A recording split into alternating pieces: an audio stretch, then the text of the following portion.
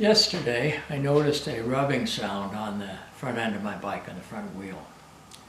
And as I moved along, I could hear it going swoosh, swoosh, swoosh.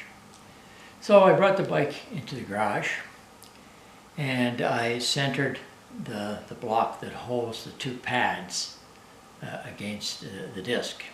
I centered that and it looked right in the middle. It looked really good.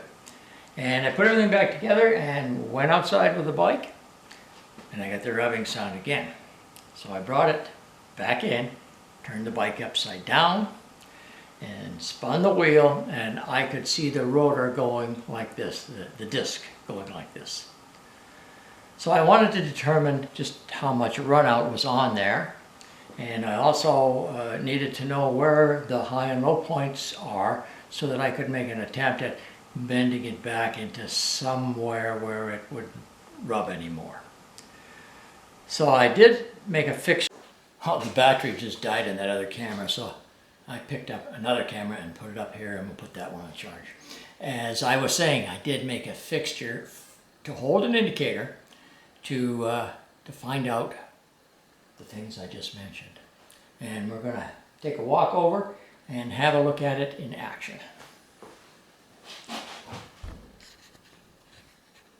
So this is the fixture that I made that clamps to the fork here and has a place to mount an indicator, which then monitors the runout on the disc. So we'll take that off there and I'll show it to you in a little more detail.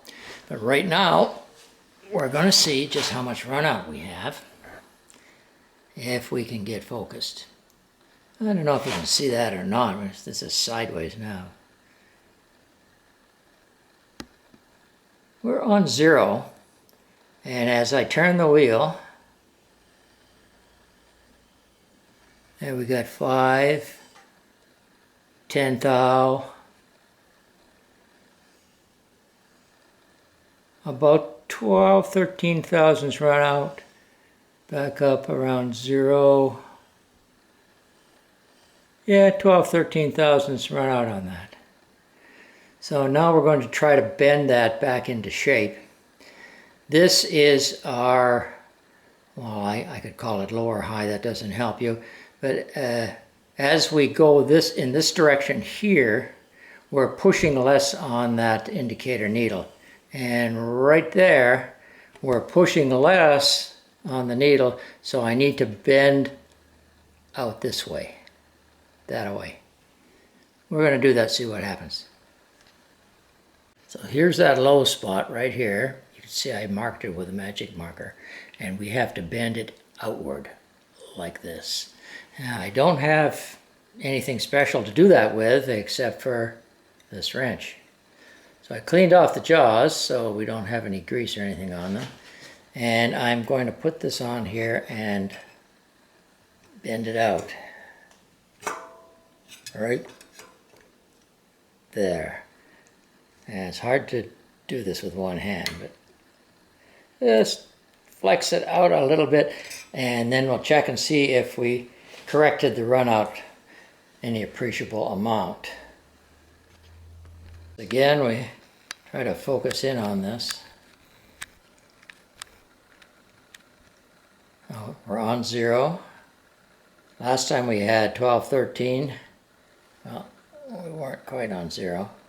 We had 12 or 13 thou last time. It's really hard to focus this camera. See if we can just back off and move the camera in. Okay, here we go. 0, 5 thou, back to 0, 5 thou. So that's half as good. We had 13 thou, now we have 5 thou. That might be enough to correct the situation. Maybe I'll just give it a little touch more, and I'll do that off camera. Oh, we got it a little bit better. We got it down to 4 thou. Maybe a little less than 4 thou. Nah, 4 thou. Which I'm going to go with that. All we used for this is 2 pieces of metal. This is 2.5 by 2 by 3/8 thick, and this is the same dimensions as that one, except for it's only 1/4 inch thick. And these are just clearance holes for 1/4 20 screws. These are tapped holes for the 1/4 20 screws. This is a 3/4 wide slot, just over 100 thou deep, and I took and rounded off these corners so they didn't scratch the bike when they touch the upright there on the bike. Don't want to scratch that. So that's all there is to that. The indicator, this is the way it comes. Right now it's loose. I got the set screw loose. The set screw is right there. And all I've done here is take a piece of metal, and I don't know what size that is. Looks like about 5/8, and drilled a hole for this piece that came with the indicator. And the indicator came from Amazon.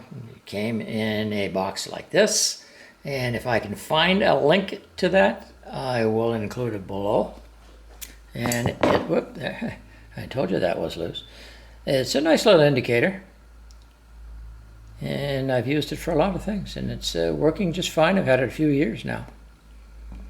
So that's all you need to hold the indicator, and you can take a shot at straightening your disc out if you need to.